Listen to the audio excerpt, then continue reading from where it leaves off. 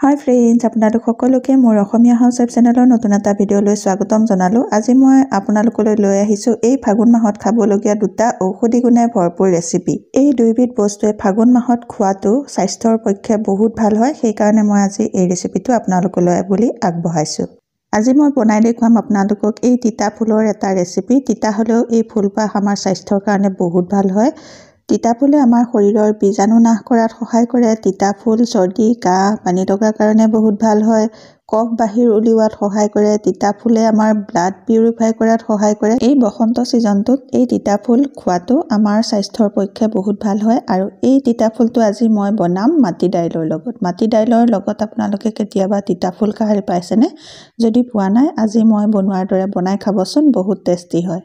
মাটি দাইলৰ পৰিমাণটো মই অলপ সৰহকৈ লৈছোঁ, কাৰণ অলপ গ্ৰেভিকৈ বনাম। বেছি পনীয়া হ'লে খাবলৈ বেয়া হয়, সেইকাৰণে পনীয়া নবনাওঁ, অকণ গ্ৰেভিকৈ বনাম কাৰণে মাটি দালিটো মই অলপ বেছিকৈ লৈছোঁ। আৰু মাটি দালিটো মই বাকলিটো নুগুচাওঁ। এতিয়া মই মাটি দালিটো অলপ ধুই পেলাই এয়া তিয়াই থৈ দিছোঁ আধা ঘণ্টাৰ কাৰণে। এই তিতা ফুলটো মই ঠাৰিৰ পৰা এপাহ এপাহকৈ ছিঙি এদিন ৰ'দত দি পেলাই শুকুৱাই থৈছোঁ। আৰু শুকুৱাৰ পাছত মই ধুনীয়াকৈ জাৰি ইয়াৰ যিবোৰ ৰেণু, সেই ৰেণুবোৰ গুচাই ল'লোঁ। গুচাই লোৱাৰ পাছতো মই এতিয়া অকণমান হাতে মোহাৰি পেলাই আৰু ৰেণু আছে নেকি চালোঁ।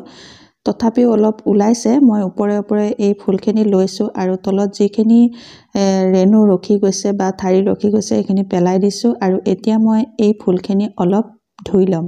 ফুলখিনি ভালকৈ মোহাৰি ধুই ল'ব লাগিব, কাৰণ বতাহৰ ছিজন, বহুত ধূলি বালিৰ ছিজন, লেতেৰা হৈ থাকে ফুলবোৰ, গতিকে ভালকৈ ধুই ল'ব লাগিব। এতিয়া মই অলপ পানী দি মোহাৰি ধুই প্ৰথম পানীখিনি পেলাই দিলোঁ, আকৌ এবাৰ ধুলোঁ। তেনেকৈ 2-3 বাৰ ধোৱাৰ পাছত মই এয়া এটা কুকাৰত এয়া ফুলখিনি দি দিছোঁ। দিয়াৰ পাছত এতিয়া মই মাটি দালিখিনিও 2-3 বাৰ ধুই ল'লোঁ। ধুই লোৱাৰ পাছত এতিয়া মই মাটি দালিখিনি আৰু এই তিতা ফুলখিনি একেলগে কুকাৰত ভৰাই দিছোঁ। এই ৰেচিপিটো আপোনালোকে কেতিয়াবা বনাইছিলেনে মাটি দালিৰ লগত তিতা ফুল? যদি আপোনালোকে বনোৱা নাই, তেতিয়াহ'লে এতিয়া বনাই খাবচোন। এতিয়া মাটি দালি আৰু তিতা ফুল মই কুকাৰটোত দি ল'লোঁ। দি লোৱাৰ পাছত এতিয়া মই এয়া ফিল্টাৰৰ পানী দিছোঁ। পানীটো বেছি দিব নালাগে, বেছি দিলে পনীয়া হ'ব, সেইকাৰণে মই বেছি দিয়া নাই। আৰু এতিয়া মই এয়া আনিছোঁ অকণমান খাৰ। খাৰটো আপোনালোকে খোৱা চৌদা খাৰো দিব পাৰে, নহ'লে কল খাৰ দিব পাৰে। মোৰ তাত কল খাৰ নাছিলে কাৰণে মই খোৱা চৌদা খাৰ দিছোঁ অকণমান। এতিয়া মই জোখমতে ইয়াত অকণমান এয়া নিমখো দি দিছোঁ। তাৰ পাছত এতিয়া মই এই কুকাৰটো বন্ধ কৰি ফ্লেমত তুলি দিছোঁ। এয়া এটা হুইচেল দিছে। এনেকৈ মই 2ৰ পৰা 4টা হুইচেল দিলোঁ। দিয়াৰ পাছত এতিয়া মই তেল মাৰিবৰ কাৰণে ৰেডি কৰিছোঁ এয়া নহৰু কেইফুটামান। তিতা ফুল মাটি দালি বনালে সদায় নহৰুৰে তেল মাৰিলে ভাল লাগে। মই এই কুকাৰটোত 4টা চিটি আহিবলৈ দিলোঁ। 4টা চিটি মৰাৰ পাছত এতিয়া মই গেছটো যাবলৈ দিলোঁ। গেছটো যাবলৈ দিয়াৰ পাছত এতিয়া মই এয়া কুকাৰটো খুলি এয়া আপোনালোকক দেখুৱাইছোঁ। খুব ধুনীয়াকৈ সিজিছে। এতিয়া মই অলপ ঘুটনি মাৰি ল'ম। ঘুটনি মাৰি ল'লোঁ। ঘুটনি মাৰি লোৱাৰ পাছত এতিয়া এইখিনি মই প্ৰথমতে এতিয়া গেছৰ ফ্লেমটো অন কৰি লৈছোঁ। অন কৰি লোৱাৰ পাছত এটা মই কেৰাহী তুলি দিলোঁ। কেৰাহী তুলি দিয়াৰ পাছত কেৰাহীটো অলপ গৰম হ'বলৈ দিলোঁ। গৰম হ'বলৈ দিয়াৰ পাছত এতিয়া মই দিছোঁ এয়া মিঠাতেল। মিঠাতেল আপোনালোকৰ নিজৰ জোখমতে দিব, যিমানখিনি তেল খায় সিমান মতে দিব। এতিয়া মোৰ তেলখিনি গৰম হৈ গ'ল। তেল গৰম হৈ যোৱাৰ পাছত মই এয়া দি দিছোঁ নহৰু কেইফুটা। তাৰ পাছত মই হেতাখনেৰে অকণমান লৰাই দিছোঁ, যাতে নহৰু কেইফুটা জ্বলি নাযায়গৈ। অকণমান মই হেতাৰে হেঁচি ভাঙিও দিছোঁ, যাতে নহৰু যিটো ফ্লেভাৰ এই তৰকাৰীখনলৈ আহি যায়। আৰু এতিয়া মোৰ এয়া নহৰুখিনি ব্ৰাউন কালাৰ হৈ গ'ল। এতিয়া মই জোখমতে অকণমান হালধি গুড়া দি দিলোঁ। হালধি গুড়া তেলতে দিছোঁ মই। এতিয়া মই বইল কৰি থোৱা তিতা ফুল আৰু মাটি দালিটো ইয়াতে তেলতে দি দিছোঁ। এতিয়া মই তৰকাৰীখন অলপ উতলিবলৈ দিম, যাতে উতলি ধুনীয়া এটা গ্ৰেভি হয়। গ্ৰেভি হ'লে তৰকাৰীটো খাবলৈ ভাল লাগে। সেইকাৰণে আপোনালোকেও যেতিয়া বনাব এই ৰেচিপিটো, তেতিয়া অলপ গ্ৰেভিকৈ বনাব, তেতিয়া খাবলৈ ভাল হয়। পনীয়া হ'লে খাবলৈ ভাল নালাগে। সেইকাৰণে মই উতলাই একদম গ্ৰেভি বনাই দিছোঁ। গ্ৰেভি বনোৱাৰ পাছত এতিয়া মই ঢাকনখন মাৰি ৰাখি দিছোঁ। মোৰ এই তৰকাৰীখন হৈ গ'ল। ইয়াৰ পিছৰ ৰেচিপিটো আপোনালোকক এতিয়া দেখুৱাম। এই পিছৰ ৰেচিপিটোৰ কাৰণে মই আনিছোঁ এয়া ছজনাৰ ফুল। ছজনাৰ ফুলো এই ছিজনটোত খাব লাগে। আৰু ছজনা ফুলৰ লগত বনাবৰ কাৰণে মই লৈছোঁ এয়া 2টা কণী। সজনা ফুলৰ জোখত মই 2টা ডিম লৈছোঁ। ডিম 2টা মই এনেদৰে ভাঙি ল'লোঁ। ভাঙি লোৱাৰ পাছত এতিয়া মই গেছত এটা কেৰাহী তুলি দিলোঁ আৰু এই কেৰাহীটো গৰম হোৱাৰ পাছত মই এতিয়া অলপ মিঠাতেল দি দিছোঁ। মিঠাতেলটো মোৰ নিজৰ জোখতে দিছোঁ। সজনা ফুলটোত তেলটো অকণমান বেছিকৈ লাগে, সেইকাৰণে মই তেলটো অকণমান আকৌ দি লৈছোঁ বেছিকৈ।